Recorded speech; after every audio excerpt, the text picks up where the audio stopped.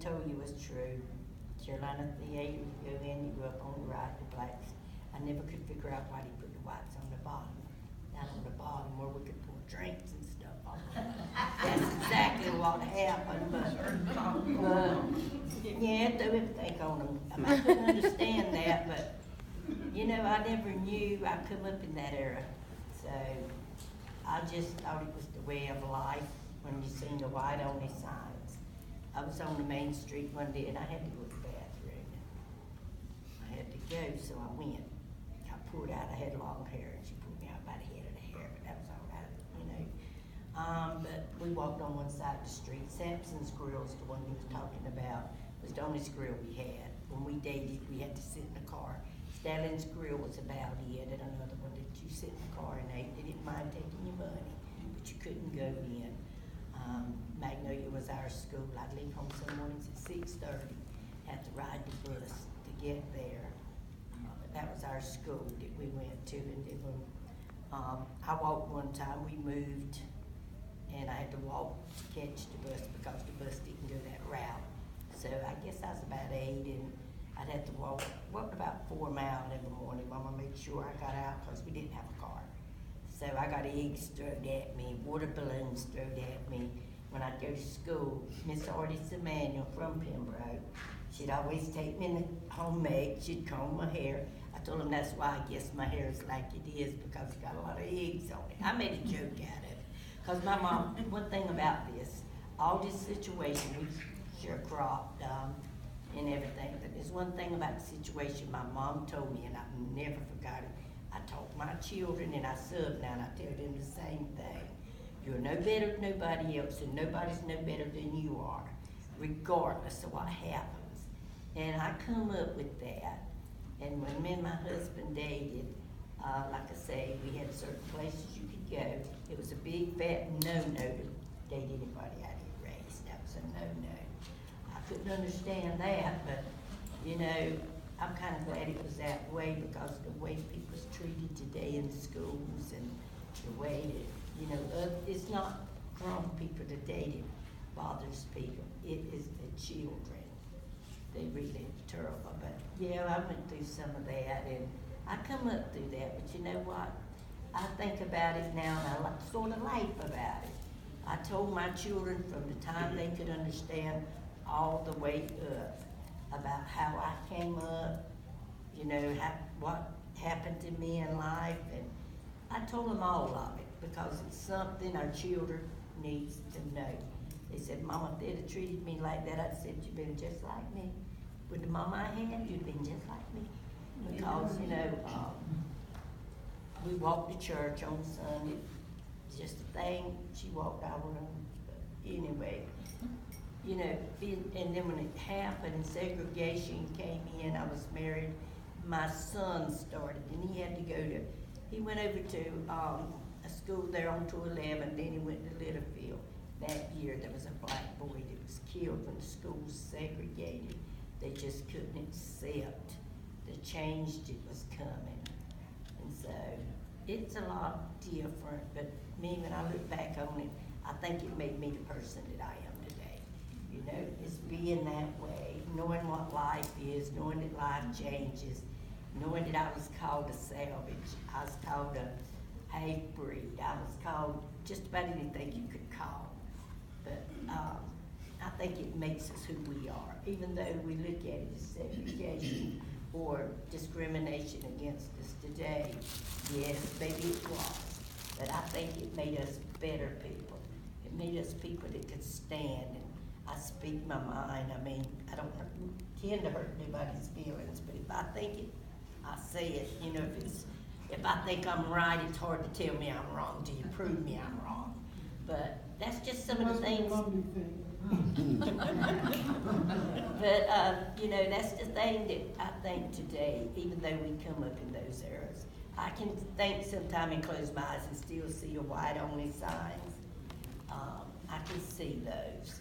The Livermore you're talking about was in Pembroke. I found out when I was 50 that was my great-great-granddaddy. I said, whoa. But you know, so you know, you don't really understand. they didn't tell, my parents didn't tell me things, and I don't think Miss Betty's told her either, but my parents was closed up. There was, my mom was just a person, she lived her life, she was good as gold, but when it come to telling you things, a lot of things, our people was just closed up on it. And I'd say, well, Mama, why can't I do this? She said, I said no, and that's the end of the story. And that was it, you know. And so coming up through that taught me, I mean, when I look around now, I said, man, we might need to go back to that, the way the people are sometime. But I went to Mississippi, quick story. I went to Mississippi, carried my mama and sister-in-law with me. Got a U-Haul truck, went to Mississippi to pick up some supplies. When we got in Alabama, I stopped to get some fuel for that truck, and everybody was standing around when I drove up to the gas pump, and I said, okay. I said, Mama, you and Libby stay in the truck. If something happens, you take the truck and leave. But I got out, they stayed in, and I paid for the fuel and pumped the gas and kind of watched around. So when we picked up the supplies and come back, we stopped in the same town to spend the night. My mom guarded the truck all night long, sitting in the window. And I said, Mom, what you doing? She said, well, I'm just watching the truck. So you can get some sleep. But, you know, coming up through that makes you think a lot and make you appreciate a lot. She taught me to work. I went to work at 6 years old, standing on the cinder block all day, handing tobacco. And if I weren't up there when she reached for it, then I got off of the cinder block in a certain way, and then I could get back on and hand it back again. So, you know, but I think, you know, I sit around and I tell my children I thank God for that, because it really taught me some morals, taught me, you know, respect. Everybody, I had so many aunts and uncles, I didn't know really who my aunts and uncles were, because everybody back in those days was saying uncle. But that's just some of what I was listening at talking about Lumberton. I pick at them about Pembroke all the time. All the time. All the time. I pick at them about Pembroke.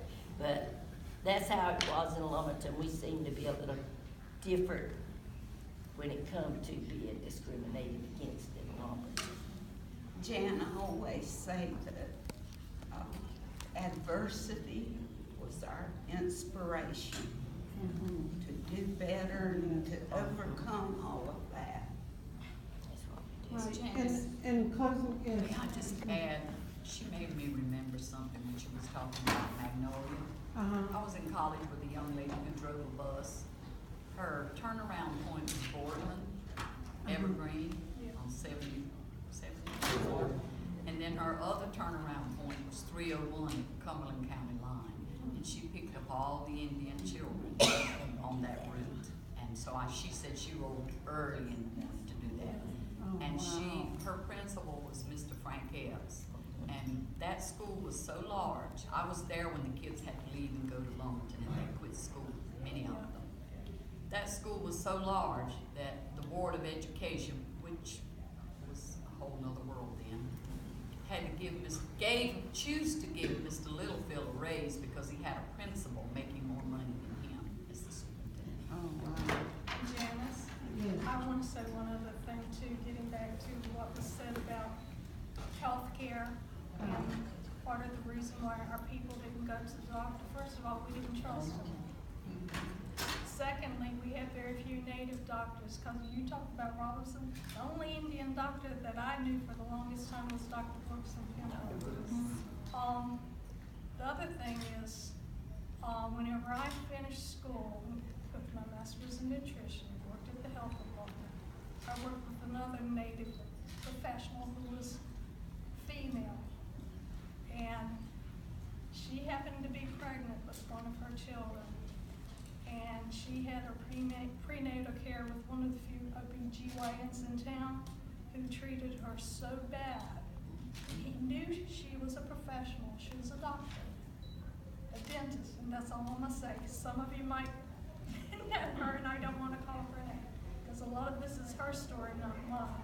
But to get back to the trust of the healthcare providers who are not native, she was treated so bad, she refused to go back, and she had to go out of county to get her care, to have that was in the 80s. That wasn't in the 20s or the 30s or the 40s or the 50s or the 60s or the 70s. Mr. Well, Could I say something? some of the things. Could I say something? Uh-huh. I just want to say thank